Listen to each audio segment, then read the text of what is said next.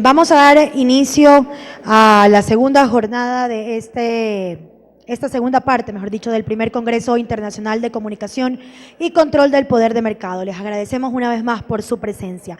A todos los estudiantes y docentes que hoy se encuentran aquí con nosotros, podemos mencionar a la Universidad del Cuenca, la Universidad Católica de Cuenca, la Universidad Politécnica Salesiana, la Universidad de la SUAY, la Universidad Técnica de Machala, la Universidad Nacional de Loja, la Universidad Técnica Particular de Loja, la Universidad de Guayaquil, la Universidad Católica Santiago de Guayaquil, la Universidad Laica Vicente Rocafuerte de Guayaquil, Universidad San Gregorio de Manabí, Universidad Laica Eloy Alfaro de Manabí, la Universidad Estatal de Milagro, la Universidad Católica Sede Esmeraldas y la Universidad Técnica Luis Vargas Torres de Esmeraldas. Un aplauso, por favor, para todos estos estudiantes y docentes que se encuentran aquí con nosotros de todas partes del país, que han venido a participar en este Congreso Internacional.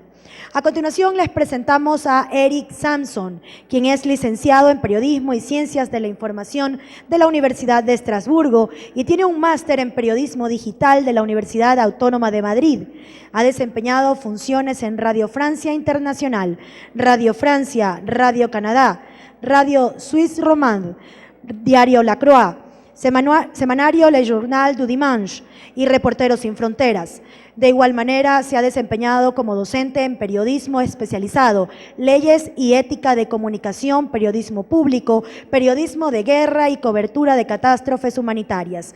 Actualmente se desempeña como coordinador de la carrera de periodismo multimedios del Colegio de Comunicación y Artes Contemporáneas de la Universidad San Francisco de Quito y como profesor y conferencista del Centro Internacional de Enseñanza del Periodismo. Nos acompaña esta tarde con la exposición denominada La influencia de la publicidad en los contenidos de los medios.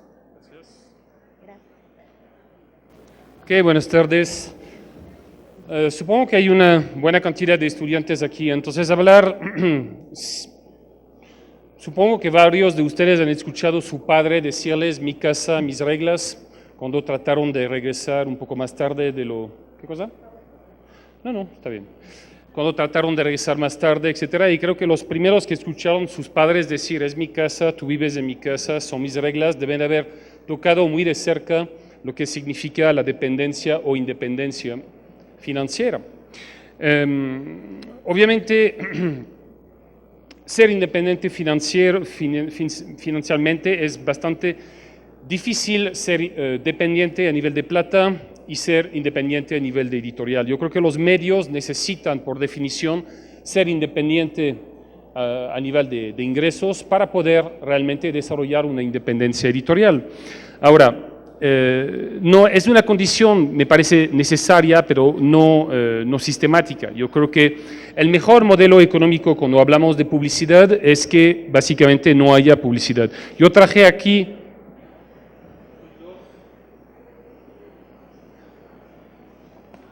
dos ejemplos que deben haber visto. Charlie Hebdo, ese es el famoso número tras la masacre. Ese número se vendió a 7-8 millones de ejemplares, por lo cual ese semanario vivía vendiendo 30.000 ejemplares a la semana, 60.000 de tiraje, 30.000 de ventas, con un equipo algo grande, y vivían así cada semana, pero no se podían realmente decir que eran ni ricos. Ahorita, por ejemplo, están manejando 30 millones de euros, que lo que está provocando problemas, entre paréntesis, más el trauma de la masacre de inicios de año. Y hay que quería que vean, este es Le Canard Enchaîné. Este es probablemente el mejor modelo económico del mundo, por lo menos de los que yo conozco. Ese diario es un diario nacido en 1915, ya va a festejar un siglo este año. Nació durante la Primera Guerra Mundial en Francia y como era una época de censura, era la Primera Guerra Mundial, nació opuesto a la guerra, anticura, anti un montón de cosas. Tuvo que escribir todo al revés, porque obviamente decir yo estoy en contra de la guerra te llevaba a la censura inmediata por la censura de guerra. Entonces empezaron a escribir todo al revés. Empezó como un diario político, se volvió un diario, un semanario, porque sale una vez a la semana, un diario de investigación, uno de los principales de Francia. Y si lo voy a abrir, no sé si hay una cámara, no. Este es un diario que basado en la sátira, ustedes muchísimos. Este es uno de los dibujantes que murió asesinado, Camus, pero había otros, Volansky. No van a encontrar ni una línea de publicidad en este medio, nada.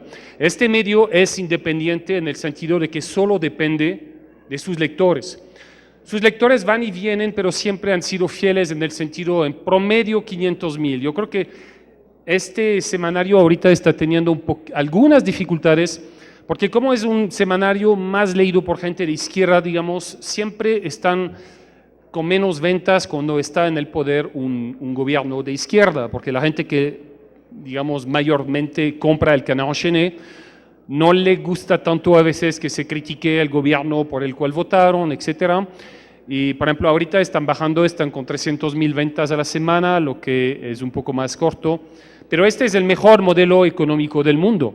Cero publicidad, cero dependencia de la publicidad estatal, cero dependencia de la publicidad privada, cero dependencia de ayudas de quien sea, y solo dependen de la fidelidad de sus lectores y, por lo tanto, de mantener contenidos. Este debería ser el modelo económico que todos busquemos.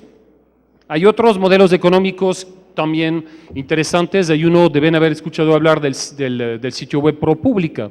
Eso es un sitio que está financiado por una ONG, una pareja norteamericana de gente muy rica que están pagando millones de dólares para crear un sitio web noticioso de periodismo investigativo. Y esta pareja representa el patrón de prensa ideal.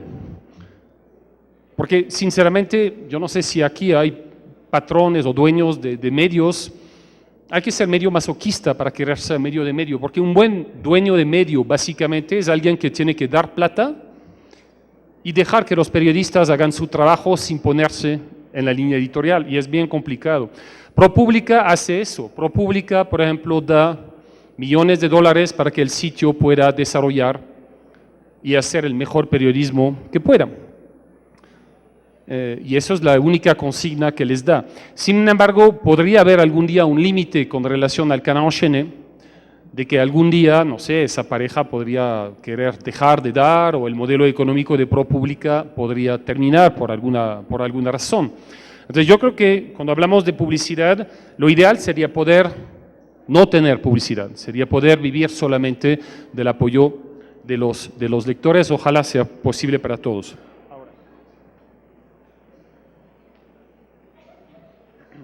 Dicho esto, vivimos en un mundo real donde obviamente hay gastos, cosas que pagar. Ahora, la independencia financiera es importante, es una condición, iba a decir suficiente, no, necesaria, sí, probablemente, de la independencia editorial. No es la condición absoluta. Hay gente que puede ser independiente a nivel de finanzas y sufrir de mamitis o papitis aguda. Hay jóvenes que todavía podrían ser independientes, pero siguen viviendo con los padres. De la misma manera, hay algunos medios que pueden o podrían tener recursos y no querer ejercer ese derecho. La pelea por la autonomía o la independencia editorial es el resultado de la historia, del marco jurídico. Por ejemplo, en ese sentido, yo estaba pensando en el diario Le Monde, recientemente, hace un mes creo, cuando el diario Le Monde sacó lo que se llama Swiss Leaks, que son filtraciones de los abusos de una sucursal de un banco inglés en Suiza, con muchísimas personas teniendo cuentas sin declararles al fisco, etcétera, etcétera. Uno de los principales accionistas del diario Le Monde se quejó del diario, se quejó públicamente diciendo que eso no es un trabajo periodístico, ¿por qué sacar nombres de personas que tienen cuentas en Suiza, que no pagan impuestos, etcétera? Entonces el dueño se quejó, pero la redacción respondió, y la redacción respondió duramente, diciendo que nosotros somos los que no entienden que se queje si estamos haciendo solo nuestro trabajo. La redacción de Le Monde, por ejemplo, tiene un porcentaje del voto accionario. es un porcentaje minoritario, no pueden impedir la venta del diario a tal o cual, o sea, a quien pueda comprarle, pero sí la redacción de Le Monde tiene un porcentaje de bloqueo. Pueden poner su veto a la elección de un director de la redacción. Cualquier director de la redacción del diario tiene que venir, tiene que presentar un proyecto, tiene que hacer un balance de la situación y la redacción puede votar sí o no, o simplemente indicar a los dueños que tienen que cambiar de candidato al jefe de la redacción. ¿Okay? Otros problemas que la publicidad o la tenencia de los medios nos da es el caso de Le Figaro, por ejemplo. Le Figaro es propiedad de un grupo Dassault, que es el grupo que vende aviones de caza Rafale, que estuvo hace años involucrado en el pago ¿cómo se dice en español? De plata, de sobornos para vender botes a la isla de Taiwán. Y bueno, cada vez que este diario habla de esto, obviamente tiene que precisar que nuestro diario es propiedad de este mismo grupo.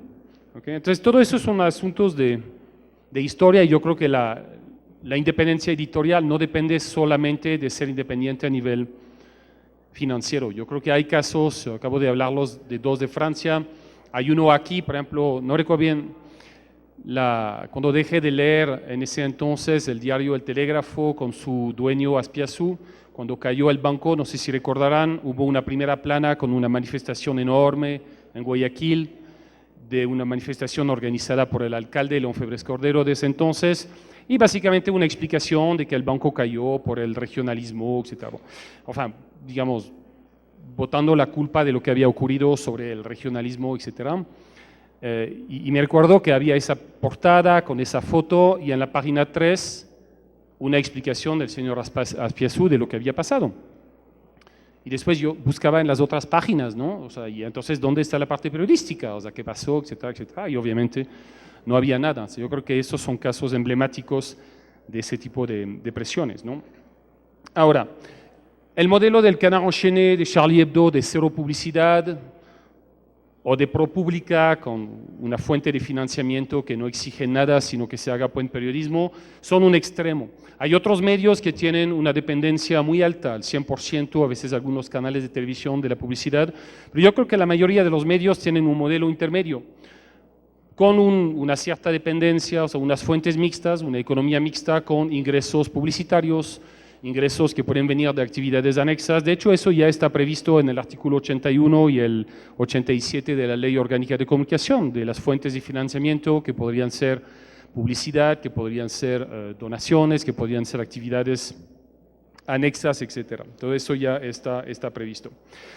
Yo estaba mirando algunos ejemplos, como ya se supone que les tengo que hablar de ejemplos un poquito extranjeros, de casos de radios que son bien interesantes en países africanos, de radios en países frágiles, y hay algunas ONGs, en particular desde Suiza, una ONG que se llama Hirondelle, que están tratando de empujar esos medios que se desarrollan en países africanos sometidos a situaciones de conflictos, de guerra civil a veces, y que están tratando de empujar a que esos medios, que podrían ser un poco el equivalente de los medios comunitarios que se trata de empujar acá, de tratar de ayudarles a que se sostengan de manera financiera. Y básicamente los modelos económicos son una mezcla, muy poca publicidad, porque son mercados publicitarios débiles en países todavía económicamente no muy desarrollados. Entonces va aquí ayuda financiera externa, la Comunidad Europea, Suiza, países, etcétera. Pero básicamente siguen siendo modelos de economía mixta. Esos medios se desarrollan más allá de la publicidad con fuentes alternas. En algunos casos, por ejemplo, se les construye un edificio, se está viendo la posibilidad de darles algunos bienes raíces pagados por alguna ONG, algún país, o sea, se les construye un edificio para que el medio se instale, que no tenga que pagar alquiler, que baje sus costos de explotación y que pueda explotar, vender, alquilar los demás pisos, lo que le da algún tipo de ingreso y lo que le permitiría subsistir en el tiempo. En otros casos, esos medios manejan eventos, conciertos, manejan cafés de internet. Estamos buscando modelos económicos que puedan permitir a esos medios sostenerse, pero obviamente es un trabajo un poco complicado en esas situaciones. Por ejemplo, el caso de France Télévisions, ¿cuál es el modelo de financiamiento de la televisión francesa? Eso es una mezcla. Hay un impuesto en Francia que se llamaba la redevance, pero como sonaba demasiado impuesto, le cambiaron el nombre, le pusieron algo más bonito, tipo contribución al audiovisual público, que suena mejor que impuesto, pero básicamente es lo mismo, que pagan cada familia, o sea, cada persona que tiene una pantalla de televisión tiene que pagar un cierto valor al año, y eso apoya, se redistribuye en los canales públicos para favorecer tareas o sea, para favorecer su desarrollo, que paguen los sueldos de su gente y que puedan producir programas. Entonces, hay una mezcla entre impuestos, la redevance, hay una mezcla entre publicidad. Se trató recientemente, hace algunos años, de suprimir la televisión después de las 8 de la noche, pero ahorita como la crisis económica es tal, se está tratando de regresar sobre eso y de permitir a las cadenas públicas de sí desarrollar de publicidad. Ahora,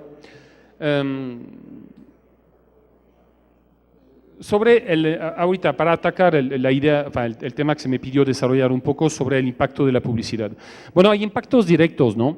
Yo he conocido casos, no he trabajado yo en esos casos, pero sus colegas hablaban, la publicidad puede tener un impacto directo sobre contenidos, por ejemplo, en casos de revistas. Yo recuerdo que alguien me hablaban de que tuvieron que modificar algunos artículos de una revista porque normalmente tenían previsto publicar artículos sobre unos bebés asesinados, una historia bien dura, bien difícil, y de repente la publicidad, creo que era una marca de pañales, dijo, no, a mí mi publicidad no va al lado, no va con una historia de bebés asesinados, o etcétera, etcétera. Entonces aquí hubo una presión como para decir, mira, si tú mandas esa historia, la publicidad no va. Y si tú quieres mi publicidad, tienes que modificar esa historia. Entonces, eso es obviamente una presión directa sobre contenidos. Otra historia que me contaron en una radio de Quito, una radio del Centro Histórico Católica, hace muchos años, una vez que les daba un curso allá, y me contaron lo que pasaba con la publicidad del municipio. Y, bueno, capaz que no les sorprenderá a tantos. Obviamente no hay pruebas, pero ellos decían que alguna vez empezaron a escribir o a hacer reportajes críticos, digamos, sobre aspectos del municipio que no funcionaban, etcétera, etcétera, y de repente desapareció la publicidad municipal. Pero no desapareció de manera visible con un mail diciendo ¿qué les pasa? Ya te voy a suprimir la publicidad. No, simplemente desapareció, no se dio más. Y cuando la gente de marketing llamaba al municipio, no estábamos hablando ni del actual ni del anterior, por si acaso es más viejo, y decía, la gente del municipio decía, verán, año, o sea, no sé, es que no hay plata ahorita, etcétera, etcétera. Nunca dijeron, no te damos publicidad porque estás publicando cosas negativas. Hasta que la gente de marketing se fue a la redacción de la radio, parecía, verán, ¿no tienen algún tema, alguna temática simpática con el municipio, alguna cobertura gentil que podrían hacer, etcétera? Se hacían esas coberturas y de milagro la publicidad regresaba. Obviamente no hay ninguna prueba porque nunca hubo un mensaje, nunca hubo nada, pero les puedo asegurar que en la radio nadie, absolutamente nadie, tenía la más mínima duda de lo que estaba ocurriendo. Y podríamos multiplicar ejemplos actuales, por ejemplo, la publicidad oficial va a ciertos medios, no va a otros, lo que obviamente es anormal. La publicidad oficial es publicidad del Estado, es publicidad resultante de los impuestos pagados o de los ingresos del Estado y debería nutrir todo el ecosistema mediático del país, no solamente algunas voces y nosotras. Y eso para nosotros, en Reporteros Sin Fronteras, es una de las grandes falencias de la Ley Orgánica de Comunicación, el hecho de que no haya regulación sobre el manejo de la publicidad oficial. Ahora, para tomarles algunos ejemplos de Francia. Nosotros tenemos una historia bien diferente a la de ustedes, por ejemplo, en particular en lo de los canales, donde ustedes salieron de lo privado hacia lo público. Nosotros fue lo contrario. Nosotros en Francia, los medios audiovisuales estuvieron inicialmente todos públicos. Se llamaba l'ORTF, la Organización de la Radio y Televisión de Francia. y todo lo privado era prohibido. De hecho, yo hice mis primeros contactos con medios en mi época de estudiante en Radio Verde Fessenheim, que era una radio pirata, en contra de una central nuclear. En fin, eso es la prehistoria para nosotros, porque los medios privados no existían, eran ilegales. Eso terminó en el 74 cuando explotó el ORTF, esa organización tal cual, y se empezaron a crear cadenas, varios canales de televisión. Inicialmente esos canales seguían públicos, pero el simple hecho de que se haya pasado de uno a varios canales públicos, empezó a dar una lógica comercial, porque el hecho de que haya varios canales, el 1, el 2, el 3 inicialmente, ahorita hay mucho más, el canal 4, el 5, el 6, etc., empezó a dar una lógica de competencia para lograr más mercado, para lograr más público, más audiencia, y eso empezó a desarrollar una lógica de competencia entre canales públicos, ni siquiera eran privados, entre canales públicos. TF1 poco a poco se impuso como el medio más numeroso. Hoy día la situación ha cambiado, ¿no? Porque ahorita con internet, con el cable, hay otra lógica, pero en ese entonces TF1 se impuso como el medio televisivo mayor, digamos.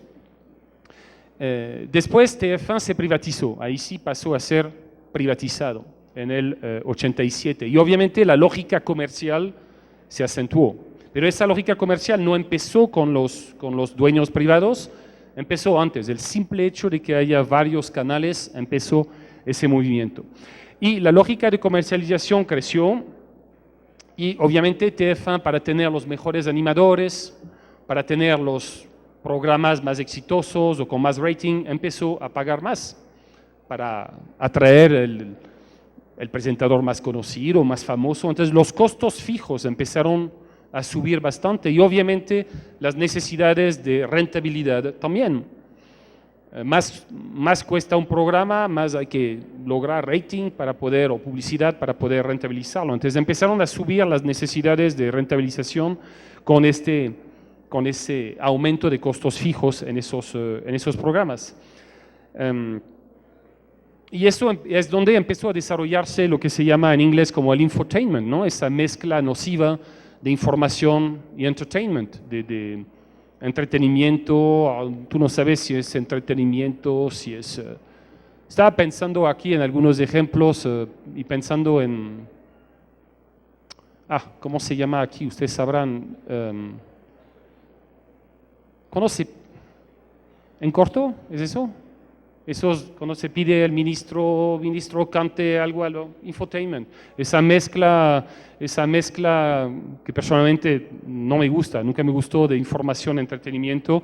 Eso empezó en Francia y llegó a una frase muy honesta, que nos golpeó, ¿no? Pero que era muy honesta, donde Patrick Lelay, que era el director general de TF1, privatizado en ese entonces, dijo de manera muy clara que básicamente uno de los aspectos más importantes de su trabajo consistía en dar espacios de tiempo cerebro a Coca-Cola. O sea, fue una frase cuya honestidad brutal no es que golpeó, porque no se sabía que eso ocurría, pero lo dijo. Mi trabajo consiste en dar tiempo de cerebro a Coca-Cola, punto. Y eso como que clarificó muchos aspectos para muchas de las gentes que todavía podían tener algunas ilusiones, ¿no? Vender tiempo de cerebro disponible es una oración que de alguna manera nos dejó bien frío. Yo estaba viviendo acá, pero igual me impactó. Ahorita ya he escuchado esta mañana y seguramente de que la diversidad, la multiplicación de voces es una garantía de calidad. Ahora, en teoría es cierto, sin embargo, eso a veces se discute. El señor que estudió eso el señor Steiner desde el 1952. Empezó a estudiar ese fenómeno que tengo acá el nexo entre la publicidad y la diversidad de los contenidos mediáticos. Y el hecho de tener más variedad de dueños de medios no necesariamente provoca una mejora de la calidad. O sea, decirlo es a veces simplificar los datos. Y este señor americano comparó, hizo todo un estudio durante un buen tiempo y comparó la diversidad de las ofertas de canales sometidos a un solo dueño, o sea, un monopolio, y canales que tenían varios dueños entre sí. Y mostró que el hecho de que haya diversidad no necesariamente implica un aumento de calidad, lo que es un poco preocupante porque la lógica debería ser lo contrario. Más dueños diferentes debería ofrecer tal. Y en su caso mostró que hay una lógica, esa lógica comercial te lleva a veces a una uniformización de programas, porque, y él tomaba el ejemplo, o sea, para simplificar, decía, imagínense un nicho de mercado de unos 5.000 personas, otro nicho que les gusta el programa A. Imagínense un nicho de mercado de 2.500 personas que les gusta otro tipo de programa, el programa llamado B. Y un nicho de mercado más pequeño de 1.200 personas que les gusta un tercer tipo de programa. Y él decía que a veces cuando hay un solo dueño, ese dueño va a tratar de cubrir todo el espectro publicitario. Entonces, en sus canales va a ofrecer programas para los primeros, los segundos y los terceros, tratando de abarcar la totalidad del medio. Mientras que cuando a veces los canales entraban en una lógica de competición, eso no siempre ocurría. Hay horarios del día en el cual en la televisión nacional es muy difícil escapar a las novelas, ¿o no? O sea, hay momentos del día donde hay novela en todos los canales, básicamente. Y eso corresponde a esa misma lógica, donde a veces los canales cuando compiten prefieren ofrecer un programa que va a competir, por ejemplo, para esos 5.000 personas, que es un número así. Van a tratar de competir para tratar de cogerse la más grande tajada de este pastel potencial de 5.000 personas. Eventualmente otro canal cubrirá el nicho de mercado del grupo 2, pero el grupo 3, el más pequeño, el de 1.000 personas, por ser menos numeroso, menos interesantes en términos comerciales, capaz que ese tercer grupo no encontrará programación porque los canales van a estar peleando el otro, la tajada más grande. Entonces, a veces hay que cuidarse de eso, a veces a nivel de la calidad de programación se ha constatado que el hecho de que haya más variedad no necesariamente implica más calidad. Ahí yo estoy bien, por si acaso, yo estoy bien hablando de programas, ¿no? Yo creo que más bien cuando hablamos de noticias, la lógica es diferente. Yo creo que cuando hablamos de noticieros, aquí que haya una mayor variedad posible de periódicos, de noticieros, de voces, ahí sí es obviamente positivo. Cuando yo hablaba acá era más a nivel de la programación en general. Yo creo que es algo que se tendría que pensar un poco más, de que no necesariamente más variedad, más dueños mejora la cantidad. La misma temática a nivel político. Se han estudiado que a veces el hecho de que canales busquen el segmento medio, el oyente promedio, que es el donde se podría desarrollar un máximo, un mercado publicitario máximo, implica a veces a una carrera hacia la publicidad que puede debilitar y provocar desapariciones de títulos. Y a nivel político a veces hemos visto, se han calculado, se han estudiado eso, de que los medios que buscan convencer o atraer una cantidad máxima de audiencia a fines publicitarias, en general van a dar menos espacio a los extremos, sino que más bien van a buscar el lector promedio, ya está, 5 minutos, el lector promedio, y que a veces ese deseo publicitario no va a permitir cubrir y básicamente se va a desarrollar una lógica que es la lógica del establishment. Entonces, eso, por ejemplo, puede ser preocupante. Para terminar, ya que me dieron una carita feliz. ¿Está feliz? Más o menos feliz. Para cerrar, Para cerrar, yo creo que la pregunta ahorita es el modelo económico. ¿Okay? La publicidad es una parte importante de muchos modelos económicos, de muchísimos medios. Nuevamente, yo preferiría que los medios no estuvieran dependiendo de eso. Hemos visto la publicidad tiene sus pros y sus contras, presiones, evoluciones a nivel de contenidos, etc. Sin embargo, los medios, y eso es importante, los medios necesitan vivir. O sea, la publicidad por hoy permite a muchos medios vivir. Y yo creo que el insistir en los aspectos negativos que sí existen de la influencia de la publicidad no debe hacer olvidar que los medios requieren medios financieros para desarrollarse. Yo estaba pensando, por ejemplo, cómo hacen o cómo van a hacer los canales de televisión que tienen que pasar a digital. Eso implica cambiar todo, básicamente todo, equipos, cámaras, o sea, eso costa o costará muchísima plata. Yo creo que lo importante acá es, por parte del Cordicom, del Estado, es tratar de dar o de permitir a los medios, pero todos los medios, desarrollar un modelo económico que les permita seguir. Y por ejemplo, estamos en una fase muy difícil, muy compleja a nivel de modelos económicos, en Internet, etc. Yo fui criado por mis profesores de periodismo y eso es lo que he transmitido a mis estudiantes, en la idea de que hay que separar absolutamente la parte redaccional de la parte marketing, de la parte publicitaria. Mis profesores me hablaban de un diario en Chicago, creo que es el Chicago Tribune, la verdad es que como es, mi memoria no está, pero un diario en Chicago que separaba de manera absoluta la redacción de la parte marketing, obligaban la gente de los dos digamos, redacción y publicidad a andar por ascensores diferentes. Los dos lugares estaban en pisos diferentes. La idea era, ustedes están aquí, nosotros estamos acá y no puede haber mezcla entre los dos. Yo he sido criado con eso, pero hay que reconocer también que los tiempos cambian. Hubo, y les invitaría a chequearlo, el año pasado salió un informe de New York Times.